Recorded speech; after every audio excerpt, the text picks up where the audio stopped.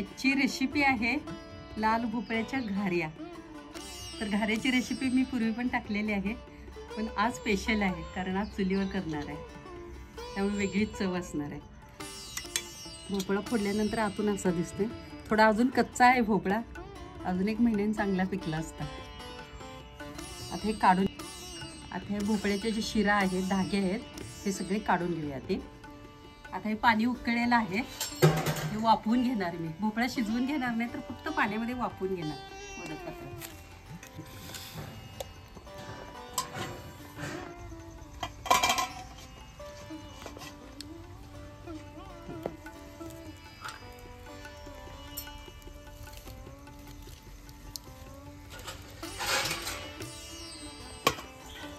अर्धा तास झालेला आहे भोपळा शिजायला घालून। भोपळा शिजलाय का बघूया। भोपळा आपला छान शिजून तयार आहे, सहज निघतोय बघा। वाफेवरच हा शिजलेला आहे भोपळा। आता थंड झाली की याचे काढून घेऊया।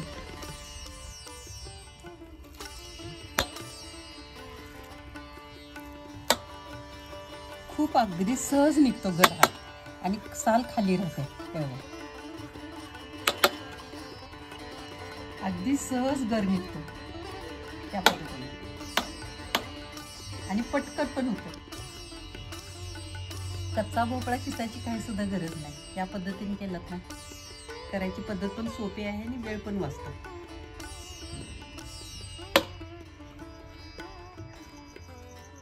किती छान निघाले बघा।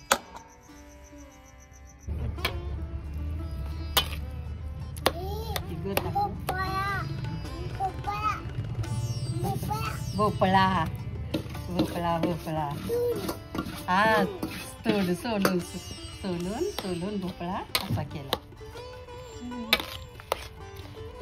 हा, थोडंसं हे गरम असतानाच ह्यामध्ये गुळ घातलाय, त्यामुळे गुळ विरघळतो चांगला, त्यामुळे परत शिजवायची गरज नाही, त्यामध्ये गुळ चांगला विरघळतो। खाणार देते आमचे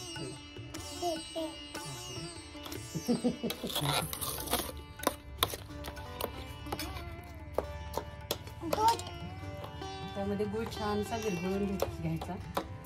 हे गरम असतानाच ह्यामध्ये गुळ घातलाय, त्यामुळे गुळ चांगला विरघळला।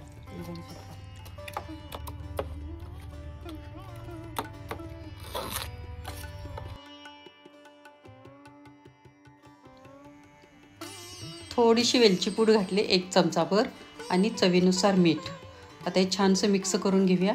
तुम्ही बघू शकता गूळ चांगला विरघळलेला आहे, अगदी सगळे एकजीव झालेलं आहे, पातळ झाले ते मिश्रण तयार। आता ह्यामध्ये गव्हाचं पीठ घालून घेतलं,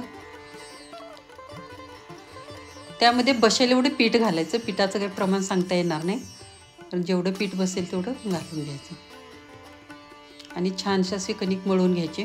खूप घट्ट कणिक नाही मळायची, अशी पातळच कणिक ती ठेवायची, तरच त्या घाऱ्या थापायला छान येतात। पीठ मळून झाल्यानंतर 1 तासभर तरी मी भिजत ठेवणार आहे। जेवढं जास्त पीठ भिजेल तेवढ्या घाऱ्या थापायला छान येतात, फुलून येतात। आता 1 तास झालेला आहे आणि घाऱ्या तयार करून घेऊया।